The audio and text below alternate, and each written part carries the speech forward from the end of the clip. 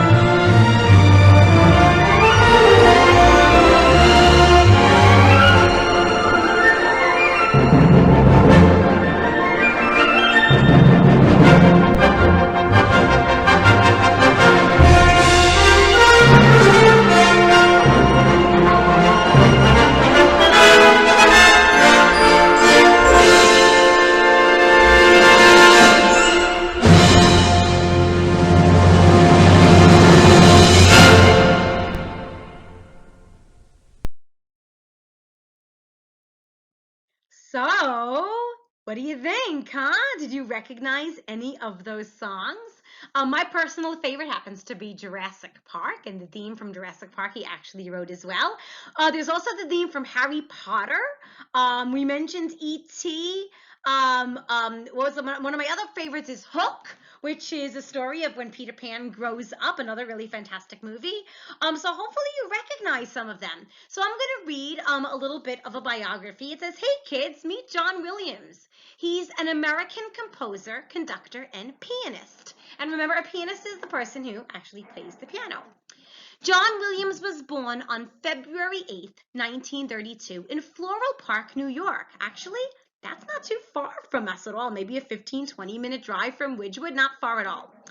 In 1948, John moved with his family to Los Angeles, California. He later attended college near his home in Los Angeles, where he began to study composition. After college, he was drafted into the United States Air Force, where he had the opportunity to arrange music for and conduct the Air Force Band. I don't know if you guys know this, but actually the different parts of the military, the different portions, they actually all have a band or an orchestra that you could actually, if you're, say that you're in the Army or the military, you can actually audition and you can actually be in. Sorry, my doggy's going a little crazy. I'm not giving her any attention, right? She wants to hear about John Williams too. All right. So in 1954, when his service ended, Williams moved to New York City and enrolled in the Juilliard School of Music. After completing his education at Juilliard, which is a very famous theater and music school, Williams moved back to Los Angeles, that's in California, to begin working as a film studio orchestra. Eventually, he was given the opportunity to compose the theme to the television series Lost in Space, a very famous series. For Williams, this marked the beginning of a career that has spanned 6 decades, producing some of the best music for film. So 6 decades, so over 60 years he's been doing this, probably a lot more now, since I'm not quite sure when this article was written about him. His film scores include Jaws, da-da, ba-da, it's that scary shark music that we usually hear around the summertime especially. I'm sorry, my dog is going crazy. Yo, what's the matter? Say hello. Say hello to everybody. What are we yelling at? What are you? Oh, do you want to be Jaws? Da-dum, da-dum. I think she thinks she's the shark. All right. Then of course there's Superman. Star Wars. Bum bum bum bum bum bum bum bum bum bum bum bum bum bum bum bum bum bum. Very famous theme. Close Encounters of the Third Kind. There's the original Superman from 1978, way before you guys were born, even before I was born. Raiders of the Lost Ark is one of the Indiana Jones movies. There's E.T., the extraterrestrial. Indiana Jones and the Temple of Doom, another Indiana Jones. There's Home Alone. That's the one where the boy, he's like, he was left home, right? Hook, which I just mentioned, is the young Peter Pan. He grows up. Jurassic Park, again, my personal favorite. AI, artificial intelligence. Harry Potter and the Sorcerer's Stone. That was way back in 2001, another fantastic series. And War of the Worlds. And since then, he's done quite more as well. In total, John Williams has received 5 Academy Awards and 45 Academy Award nominations. Together with composer Alfred Newman, John Williams is the second most nominated individual after Walt Disney himself, and he currently lives in California, right? So pretty cool stuff about John Williams. And again, I really hope that you enjoyed listening to that little medley. The next slide, I'm going to actually show you just a little biography about him. Again, when we're talking about somebody, it's always good to kind of have another perspective, another point of view, and another pictures always help as well. So please enjoy this little biography about John Williams.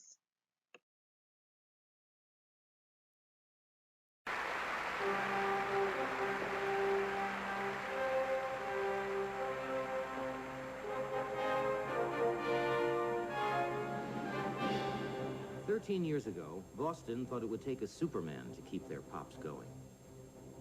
Little did they know, that's exactly who they were going to get. John Towner Williams and his baton would lift the town off its feet.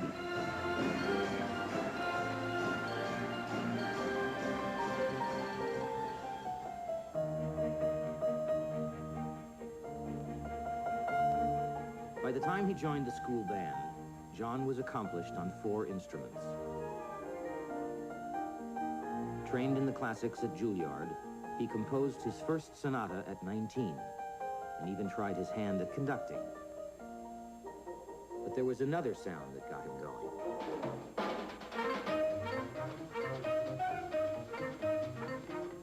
His band nicknamed him Curly. When his fingers hit those keys, he was swinging. In New York clubs, on albums, and in 1959, in a TV series. Get a look at the bashful one on the bench, right after John Cassavetes stands up.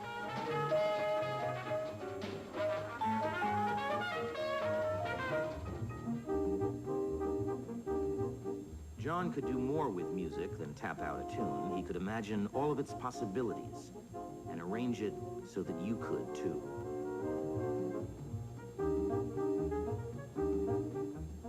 Word got around, and soon John was writing arrangements for bands and for singers like Vic Damone and Mahalia Jackson.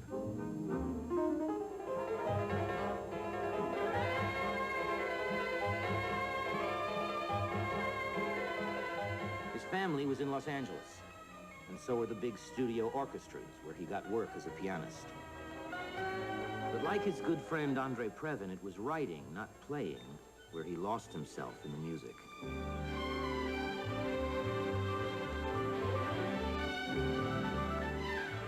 He traveled on notes like an explorer, and with just a few of them, raced the heartbeat into a countdown.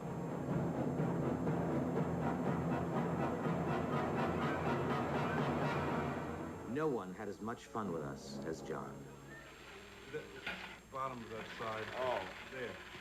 Composing scores for 2 and 3 movies a year, he moved from landscape to landscape, from the intimate to the epic, painting the shades of emotions with the sounds of the symphony. You know what happens? It reaches out And bites? and bites, but probably here. Maybe I'll instead of catch there. both. Out and bite. I don't know how you can.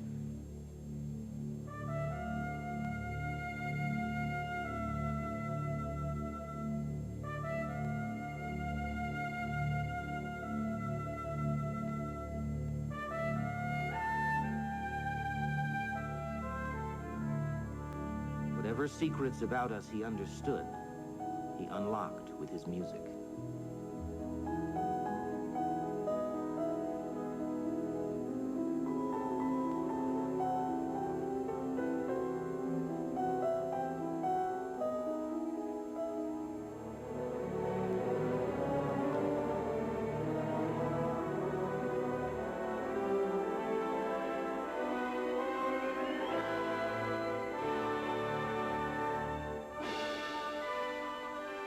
He was a Midas touch, and his musical signature was written large across some of Hollywood's finest and biggest hits. And then, the most unflamboyant musician in Los Angeles was asked to succeed the most flamboyant musician in Boston.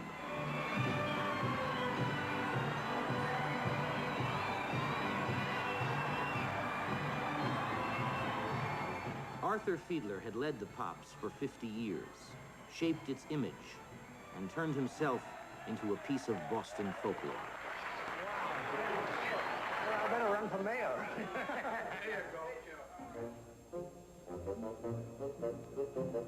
Taking on the Pops was like taking on history, taking on Boston, taking on the American Revolution.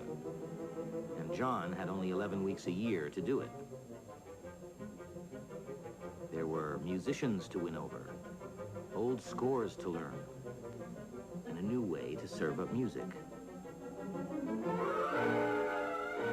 The tension and the town elders were intense. Would this experiment work at all? Ladies and gentlemen, Good afternoon, everyone. this is our new Pops. How could it not? John is a helpless lover of the symphony orchestra and popular music, And this is the best place on earth for both of them.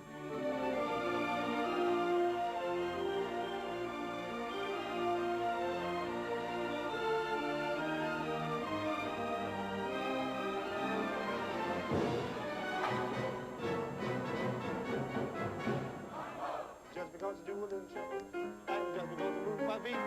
Though I seem a little crazy, I ain't hazy. I'm just simply full of jazz, jazz, jazz, jazz. I'm just simply full of jazz.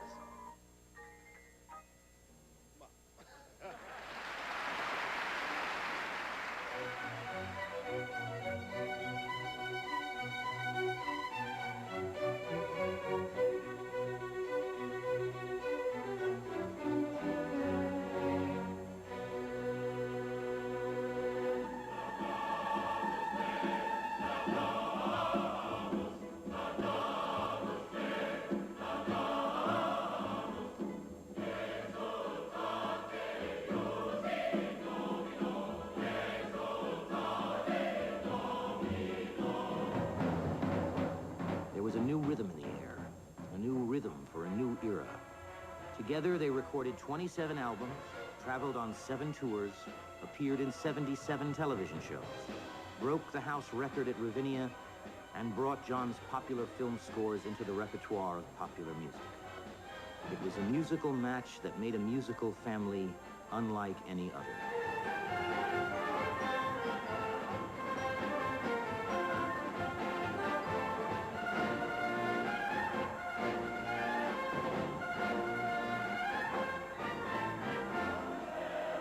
Memories, like music, linger in the mind. So when John leaves the Pops, a piece of Boston will go with him. But that piece of him that came alive here, that will always stay behind.